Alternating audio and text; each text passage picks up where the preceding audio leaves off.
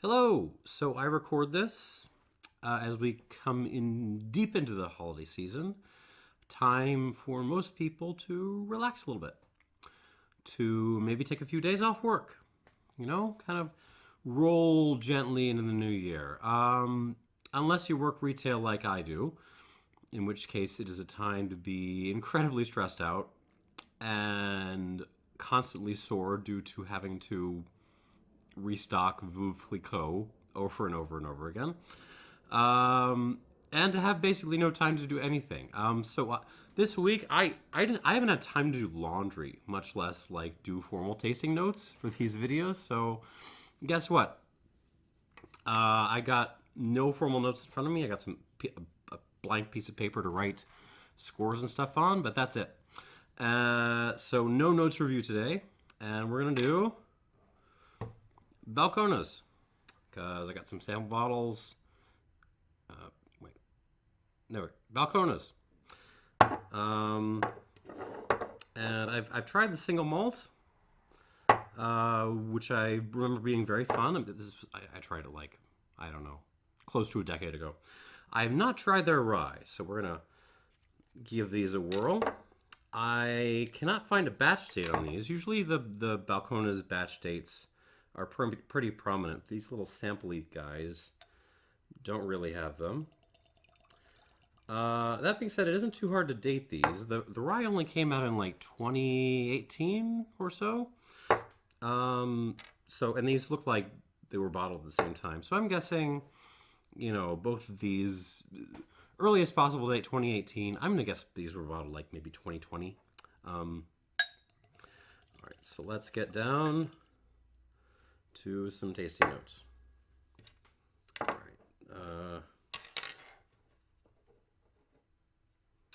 Shall we begin? All right, here we go. All right. Balcones Texas Rye. This is bottled at 100 proof, 50% alcohol by volume. It is, of course, from their Waco, Texas distillery and aging facility. And the fun thing about this is they're apparently throwing in chocolate rye and roasted rye, which is a little bit unusual. Let's see what we got. Okay, so Balcones have been around for about a decade and a half now. And I like most of what they do. I do not like some things that they do. But they certainly have a distinctive house style.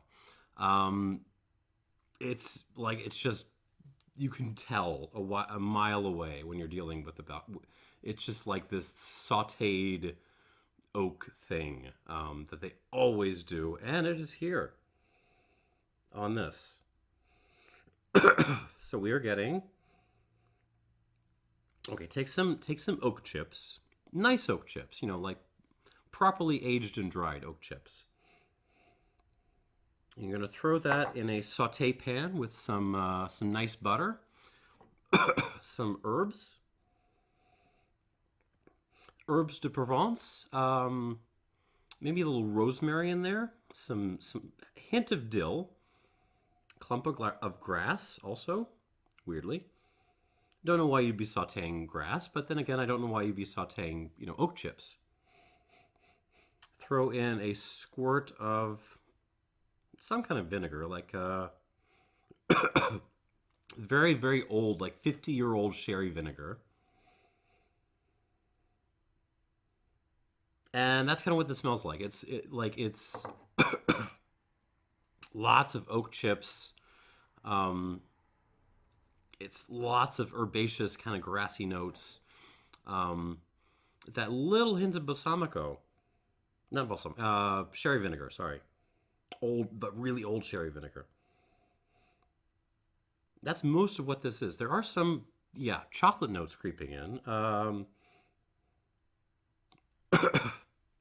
Dark chocolate. This is like the Lint's 99% bar. It kind of smells like that. It gets more grassy the more I nose it, which does not offend me. I'm actually rather enjoying this. As you may have noticed, my cough has come back a little bit, which is why I'm doing American whiskey. For some reason, My palate is better when I'm a little bit sick when I'm doing American whiskey than when I'm doing anything else. And a little bit of like a tea kind of coming through too. Like really, it's a sort of vatted tea. It's sort of half straight Assam and half English. I'm sorry, Earl Grey. It's got a little herbaceous touch to it. It's a nice nose. You can tell this is not particularly old. They're claiming aged at least 15 months in oak. How about that? That's weirdly specific. But, you know, there it is. 15 months. It's fun. It's fresh. I'm not getting, I was expecting more citrusy notes to young rye like this, but I'm not really getting that here. It's more about the herbs and the oak and I don't know. All right, here, well, let's see what happens on the palate.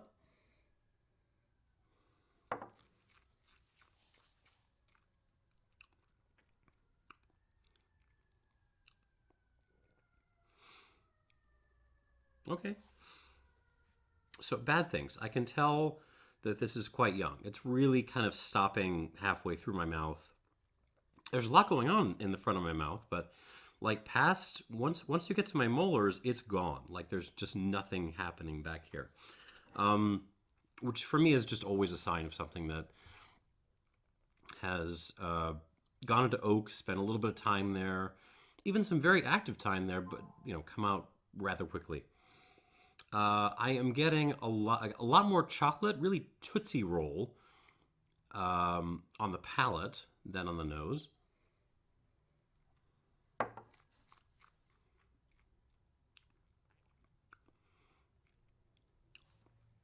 Really, it's dark chocolate and Tootsie Roll. The herbaceousness is there. Again, herbs de Provence, rosemary, a little thyme, not too much thyme, dill, grass. There's oak, but there's also some hardwoods in here.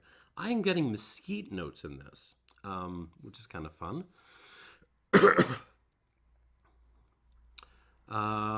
Little bit of like a cooling basil note as well. Not sauteed basil. This is like fresh basil.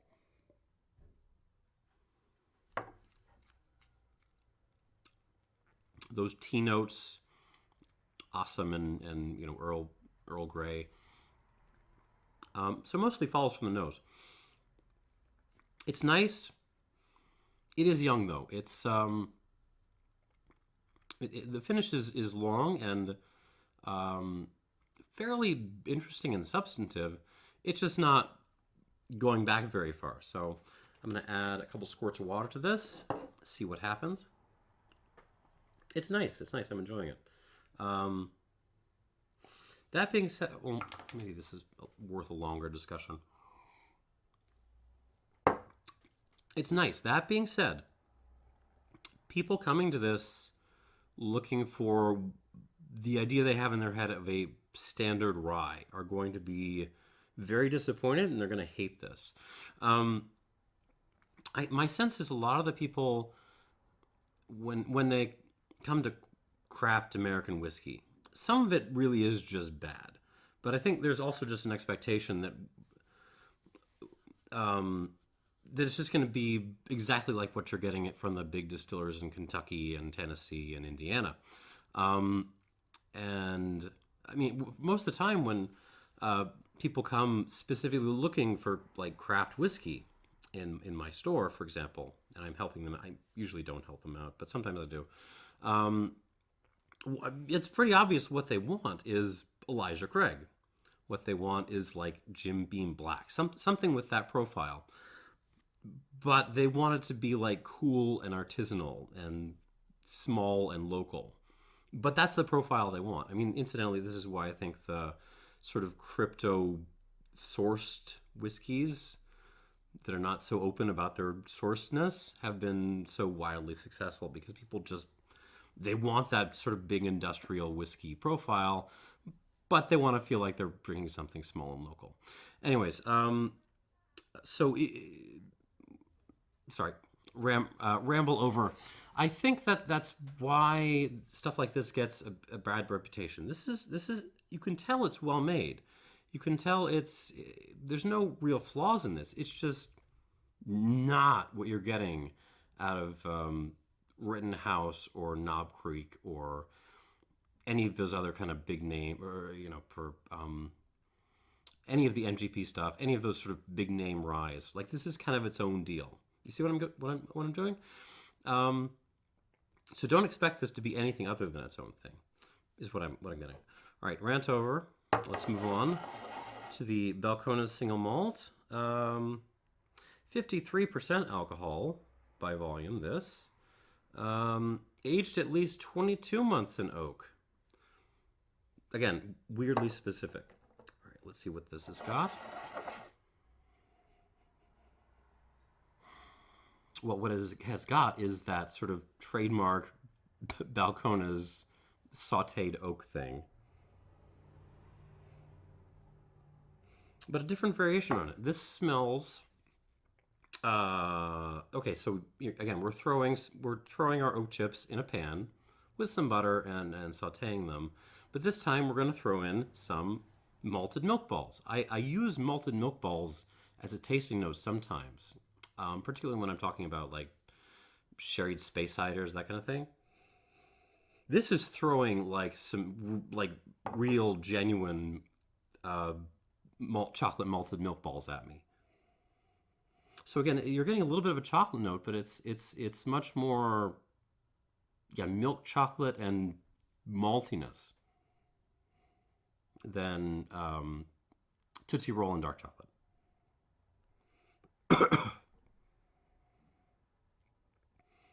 Some hardwoods coming out on this too. It's more cherry wood this time. Chestnut, maybe?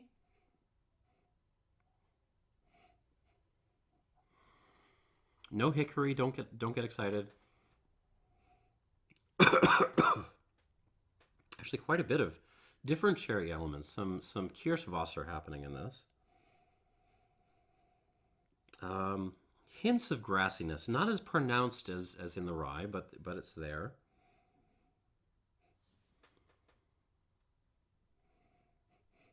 Overall, it comes across as more closed than the rye was. This is it's just not talking as much. What I'm smelling is nice, but I'm not getting as much out of this. There is a little bit of old balsamico in this, a little bit of like, really old, expensive Italian vinegar.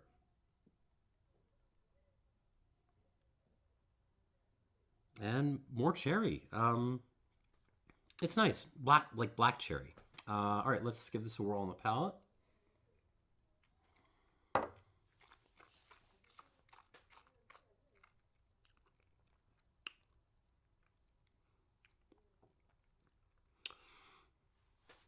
Yeah, I don't want to repeat that rant I just did, but if you roll into a liquor store and you basically want to be drinking, Macallan double oak or, whatever, Glenfiddich 12, but you want to be cool, and so you decide to buy an American single malt whiskey, you buy this.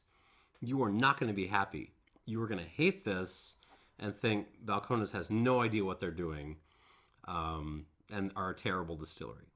So don't do that. Don't approach this with that kind of preconception. This is its own deal. Very grassy on the palate, like just dried grass, fresh grass, wet grass, all the grass, but sort of married to that same sort of chocolate malted milk ball note that I was enjoying before.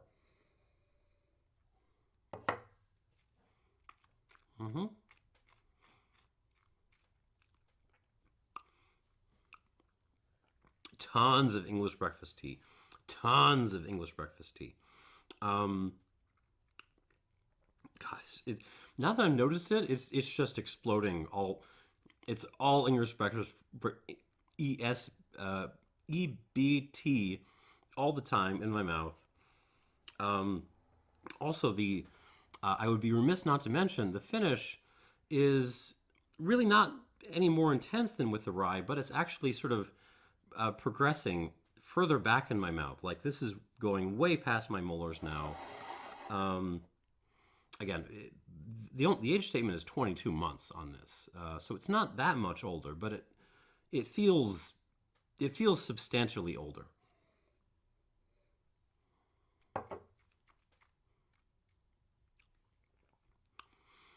How do I put this? Campfire leftovers, so like ash, but also like some leaves and stuff that didn't catch. All that is kind of going in your mouth.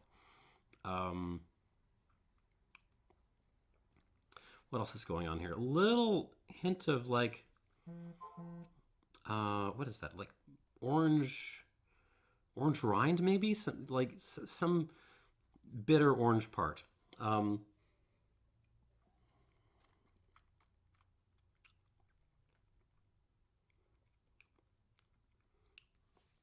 It's nice. Oh.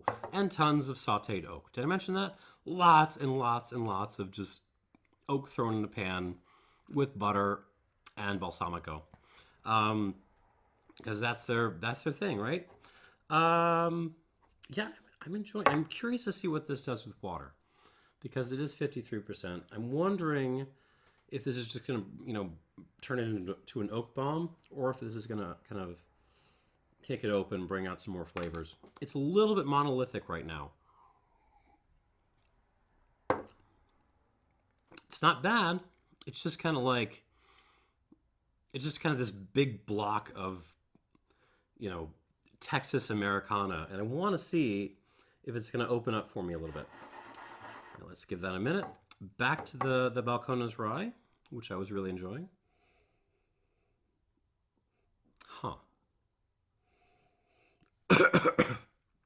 There's a lemongrass component kind of creeping through on this now.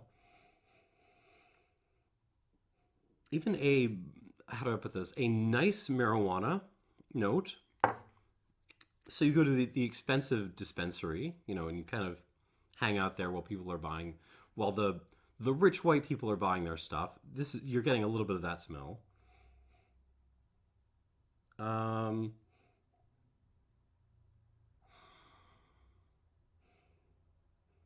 otherwise, it's very much it's that standard Balcones signature sautéed oak with vinegar.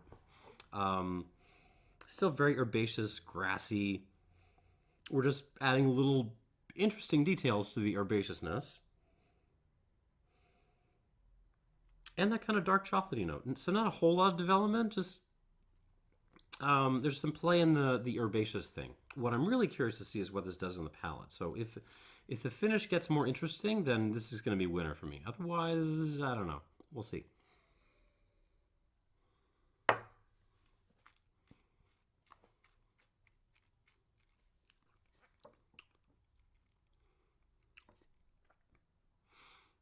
And the finish gets more interesting. Okay, so first of all, it is going deeper and into my mouth. We're past my molars now. That's a good sign. But it's also just holding on longer. I think I mentioned a kind of cooling basil note the first time I went through this. That is really sort of cranked up hard, and I'm into the kind of basil. Actually, it's kind of taken on that nice pot note too. So I'm really into the sort of basil meets. Maybe it's not pot. Maybe it's like hops. It's like a particularly cooling. I don't know. I don't know hop varietals. A particularly like cooling hop varietal.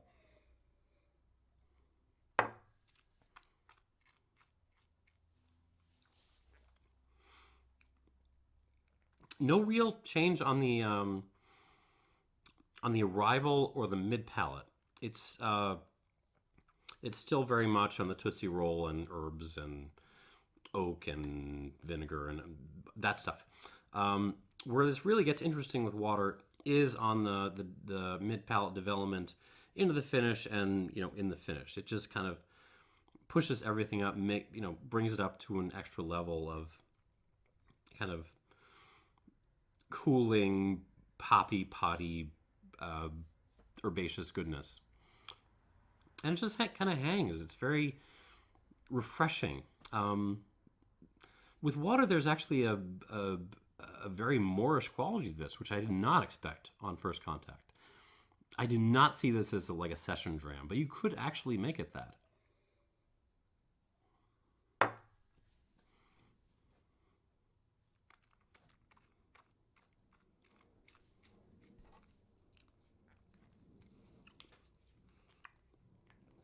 Yeah, this is pretty solid.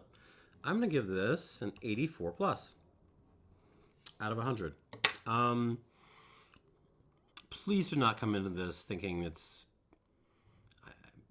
Jesus, I don't know, thinking it's Baby Sazerac or, you know, James E. Pepper or any of that. This is a radically different kind of thing, and you have to approach it in its own terms. Don't try to throw it into a standard rye cocktail and expect it to behave the same way. This is a different thing.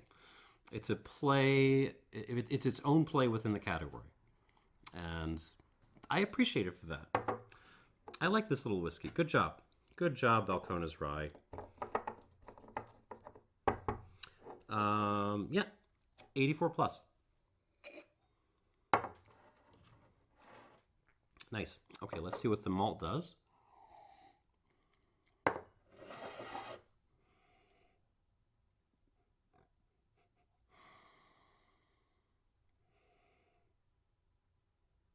Okay, it's still actually pretty reserved on the nose now that I've added water to it. Not a whole lot of development. Still kind of smells like, you know, grassy malted milk balls and kind of oaky stuff.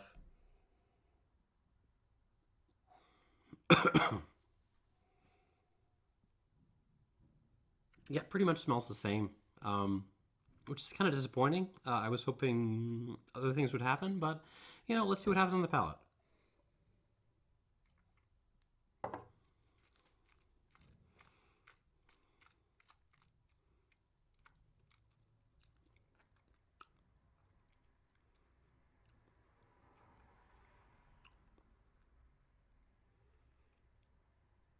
Kind of.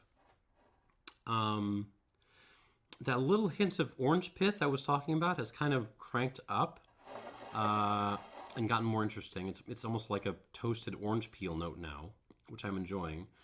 But otherwise, it's mostly the same. There's lots of English breakfast tea, milk chocolate, malted milk balls, that slight grassiness.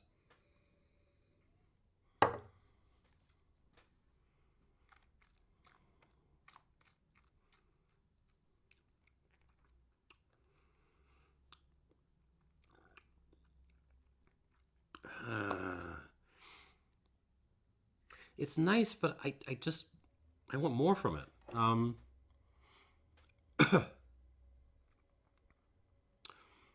The finish is nice. It has this very kind of yeah, like campfire ashy,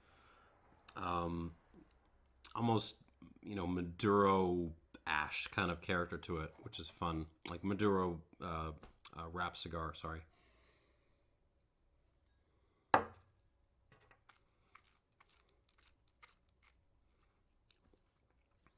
I'll try the rye again.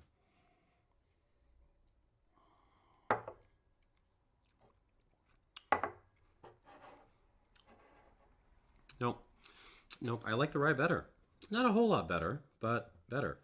I'm going to give the Balcones single malt 84 out of 100. It's good. It's just a little bit... yeah, I think I used the word monolithic, and I'm going to stick with that. It just... it's well made. It has a... Once you get sort of past the weirdness of the Balcones style, which is a little bit of a learning curve, this is pretty good. But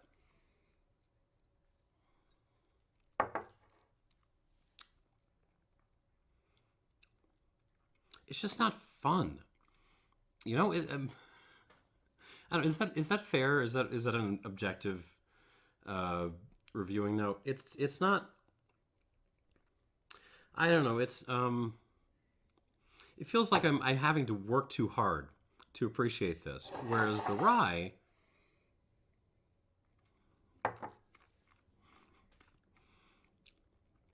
I could see this catching on with fewer palates actually, because the grassiness and that weird cooling basil thing and the pot/hops thing are really unusual. But I'm enjoying this more. It's not only, I think it's a little bit better, 80 plus, 84 plus versus 84 flat.